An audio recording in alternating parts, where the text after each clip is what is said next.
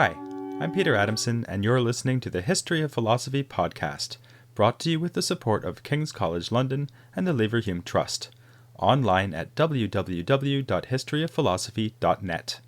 Today's episode, Second Thoughts, Plato's Parmenides and the Forms. Back in episode 18, when I talked about Plato's life and writings, I mentioned that one of the more contentious issues regarding the Platonic dialogues is their chronology.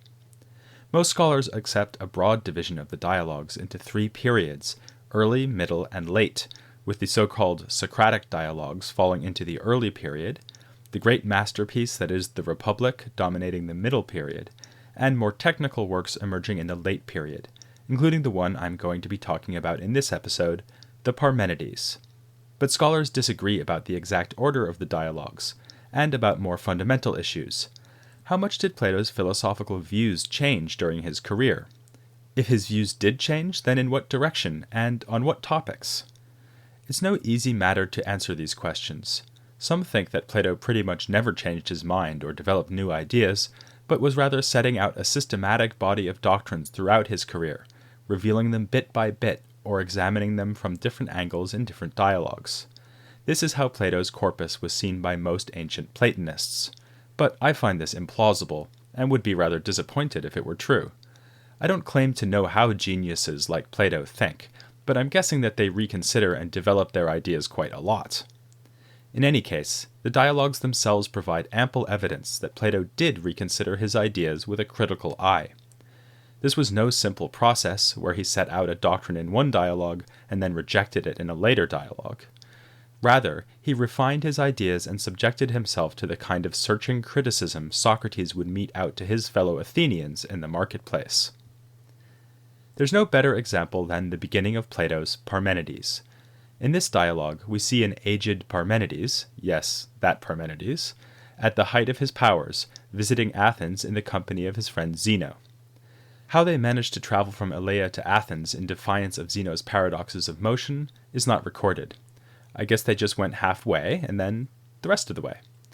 At any rate, when the dialogue's action begins, Zeno has just finished reading from his book containing those paradoxes. His audience includes a youthful Socrates.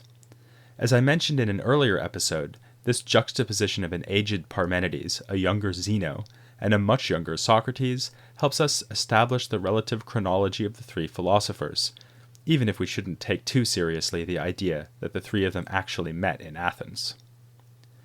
Socrates talks to Zeno about the purpose of his paradoxical arguments, which is, of course, to defend Parmenides' claim that all things are in fact one, by showing that if things in the world are many, then they are riven by contradiction.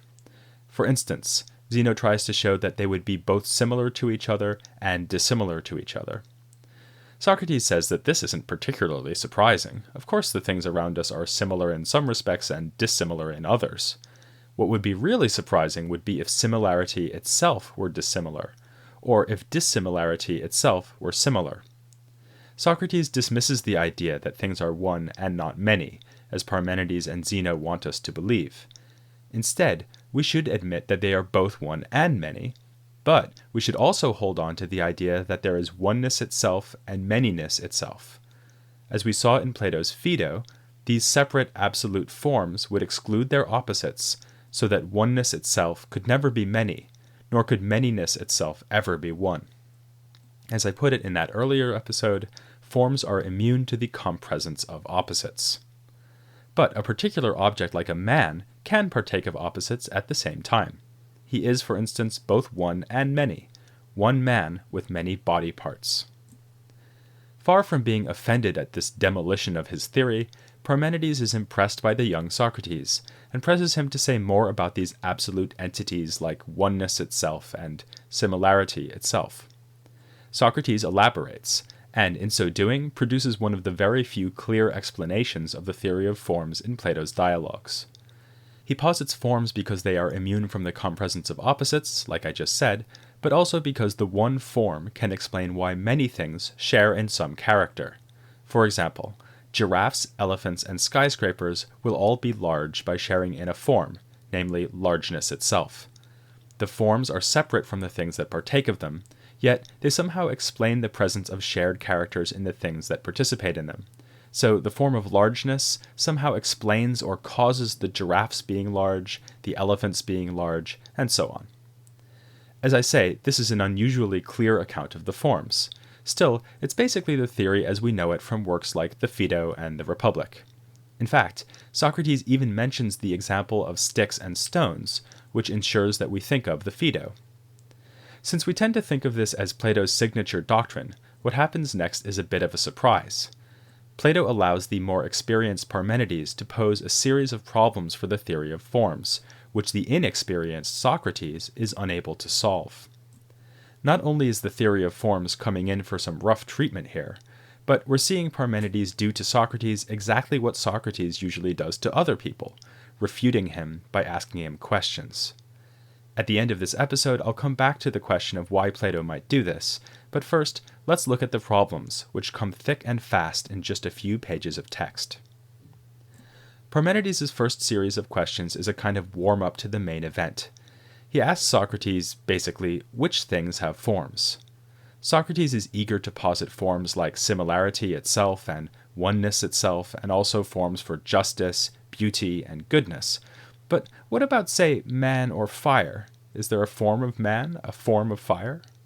Socrates isn't too sure about this, so it looks like the jury is still very much out on the form of giraffe, for those of you who are following this series of podcasts mostly to find out about the metaphysics of giraffes. And Socrates is downright reluctant to admit forms for things like hair and dirt, maybe because they are too degraded to have forms, or because they are mere parts or byproducts of other things. Here Parmenides has touched on a fundamental question about the forms, if not exactly a challenge to the theory as a whole. Suppose there are forms. Well, then how do we find out which things have forms? An obvious question that arises here, though it is not mentioned in the Parmenides, is whether man-made things have forms. Is there a form for chairs, for cars, or space shuttles? Well, maybe not for space shuttles, but in the dialogue Cratylus, which we'll be looking at soon, Socrates seems to talk about a form for the kind of shuttle that is used in weaving. And the Republic speaks about a form of bed. So Plato was certainly open to the idea that there could be forms for man-made things. Here, though, Socrates is treating even natural things like man and fire as doubtful cases. So presumably man-made artifacts would be still more doubtful. But, as I say, this is just a prelude to more trenchant criticisms. Parmenides chastises Socrates for being particularly worried about cases like hair and dirt, suggesting that this is just a sign of youthful embarrassment. Then, he throws down his first fundamental challenge to the theory as a whole. Socrates has talked about things sharing in or partaking in the forms, but how should we understand this? Would each large thing have a piece of the large itself, so that the large itself is split up into many pieces, giving us a bunch of larges, which, paradoxically, would each be small compared to the large itself?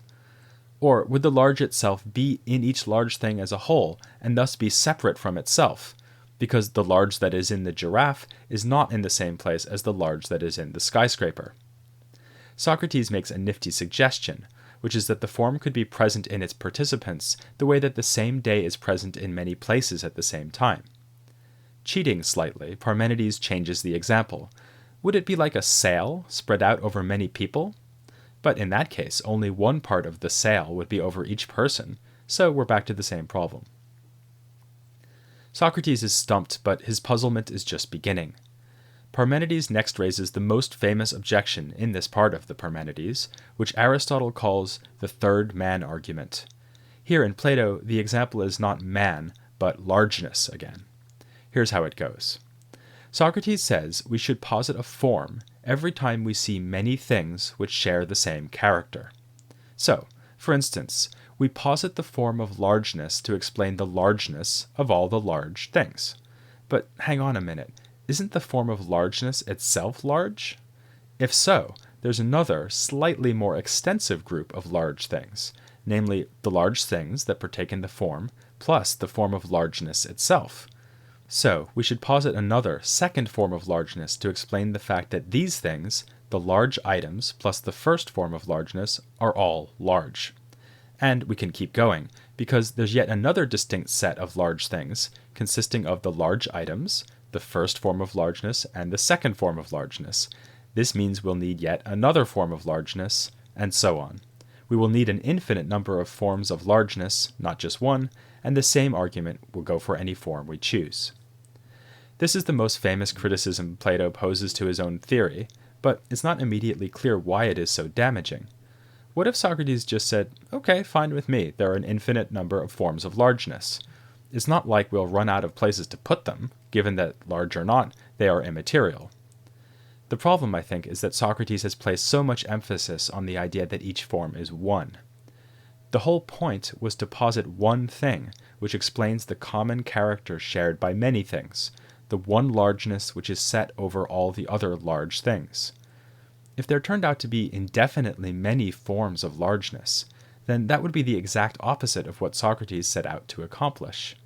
Far from being one, the forms of largeness would be at least as many, if not more so, than their participants. So Socrates needs to answer the criticism. How could he do so? Well, I know what you're thinking. It looks like the damage is done because Socrates admits that the form of largeness is itself large. If he just denied this, then he'd be fine. He doesn't need a second form of largeness to explain why both the large things and the first form are large, if the first form of largeness isn't large after all. But it is awkward for him to deny that the form of largeness is large. He's made a really big deal about the fact that the form of largeness is not small, whereas its participants are both large and small. It would be rather surprising to find out that, oh, by the way, the form of largeness is not large either.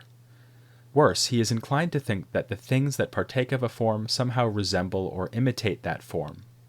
If the form of largeness isn't large, then in what sense do other large things resemble it? On the other hand, even without Parmenides' criticism, we might have good reasons for rejecting the idea that the form of largeness is large. Forms are, as I just mentioned, immaterial, so how could a form be large?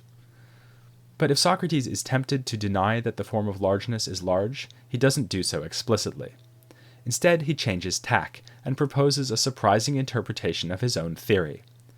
What if forms were not separately existing items in their own right, but just thoughts? He doesn't explain how exactly this would solve the regress problem Parmenides has posed, but maybe it's a way for him to do what I just suggested, to deny that the form of largeness is large. The form would just be a thought in my mind, and obviously a thought can't be large, so no infinite series would be generated. Unfortunately for Socrates, Parmenides makes short work of the suggestion, by pointing out that a thought has to be a thought about something. It will be a thought about the single character that is shared by all the things that are, say, large. This single character, not our thought about it, will be the form, largeness itself, and this must be outside our minds. Socrates agrees and quickly gives up his proposal. He really wants to say that forms are, as he puts it, paradigms that exist in nature while other things resemble them and are likenesses of them. Oh dear, we're back to the same conception of forms which triggered the third man argument, where we say that they are independent of our minds, separate from the things that partake of them, and somehow similar to the things that partake of them. So Socrates has it coming to him when Parmenides produces another argument to show that we'll wind up with an infinite regress of forms. This new version has a clever and important twist. Parmenides focuses on Socrates' claim that the form will be similar to the things that partake in it. For instance, large things are like the form of largeness. Doesn't this mean that we need to invoke a second form, the form of similarity, to explain the fact that large things are similar to the form of largeness? Well, that seems harmless enough.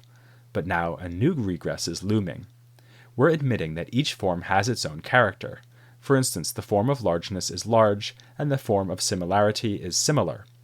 But then, if the large things and the form of largeness are all similar to one another, and if the form of similarity is also similar, then all these items, the large things, the form of largeness, and the form of similarity, share in being similar. Of course, we will need a second form of similarity to explain this, and so on. This time, we get an infinite series of forms, but this time the forms are forms of similarity rather than of largeness. This is a devilishly clever argument and really gets down to brass tacks by focusing on Socrates' failure to explain in any detail how the form is related to the things that partake of it. But if that's the frying pan, here comes the fire. Parmenides next poses what he describes as the greatest difficulty for the theory of forms. In this final objection, he points out that if the forms are separate, then, although they might relate to one another, they won't relate to us or to the things around us. Parmenides' example is that a human master is the master of a human slave, not of the form of slavery. And the form of mastery itself is not master of some particular slave. If it has mastery over anything, it must be mastery over another form, the form of slavery. So we have two completely disconnected realms, the forms and the things that were supposed to participate in them. The consequences are disastrous, as Parmenides points out. Socrates wanted the forms to be objects of our knowledge, but knowledge is a connection or a relation, just like mastery or slavery. So if nothing in our world can relate to the world of the forms, then we can't have knowledge of the forms. This greatest difficulty ends the battery of objections against the theory of forms. Socrates is unable to fend them off, which might make us think that Plato sees the objections as unbeatable and is giving up on his theory of forms. But think again, because Parmenides immediately tells Socrates that these objections must be overcome. We need somehow to explain how things can share features like largeness. If we don't, it will be impossible even to carry on talking to one another, presumably because we won't be able to say things like, the giraffe and the elephant are both large. On our next trip to the zoo, we will all be reduced to awkward silence. Now, of course, the fact that Plato thinks these objections must be answerable doesn't mean he already has figured out the answers. A famous scholar of Plato's dialogues, Gregory of Vlastos, called this part of the Parmenides a record of honest perplexity. But there are, I think, signs that Plato is optimistic that the objections can be defeated, and perhaps even that sufficiently careful readers can manage this by themselves. Parmenides suggests several times that a more experienced defender of the theory than the youthful Socrates could, with difficulty, answer the objections. And there are a few fairly obvious missteps by Socrates. For instance, when he allows Parmenides to cheat by substituting the unfavorable example of a sail for the more illuminating example of the day. Notice also how the series of objections seems to be carefully structured. Parmenides starts by asking what sorts of forms exist, and then moves on to progressively more crucial issues. The first and second objections focus on how a form can be one, the third on its real separate existence outside our minds, the fourth and fifth on the question of how the forms relate to their participants. So the objections form an implicit roadmap, laying out the requirements for a successful theory of forms. Each form must be one, it must be independent of our minds, it must be enough unlike its participants that it is separate, but not so unlike them that the forms become another world unconnected to ours. All of this suggests that Plato is not rejecting the theory of forms, but inviting the reader to consider how it might be refined. In other dialogues, which were probably written in this same later period, he suggests refinements in a more explicit way. One of the questions which has been raised in this first part of the Parmenides is how the forms relate to one another, as well as to their participants.